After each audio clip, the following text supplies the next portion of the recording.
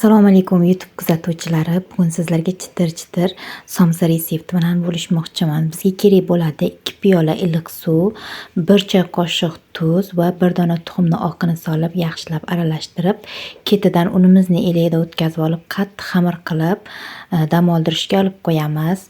Shorada milter sariyog'lardan foydalanamiz. Uni sariyog'ini eritib olib, dam olgan xamirlarimizni yoyib olamiz. O'rta yupqalikda yoyamiz. Mana shunaqangi yoyib, sariyog'larimizni surtib, ketidan ikkinchi xamirimizni ham qo'yib, yoyib olib, unga ham sariyog' surib olamiz. Hamma joylariga yaxshilab surib olganimizdan so'ng, xamirimizni o'rab olamiz endi.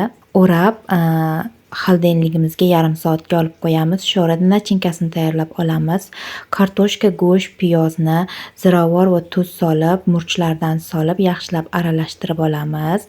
Endi xamirlarimizni pichoq yordamida kesib, juva yordamida yoyib, somsalarimizni xuddi shu shaklda qilib, tugib, 1 dona tuxumimizni ustiga surib olamiz. Kunjutlarni sepib, duxovkamizga 30-35 minutga qo'yib pishirib olamiz. Juda ham tez tayyor bo'ladi. Siz ham tayyorlab ko'ring albatta.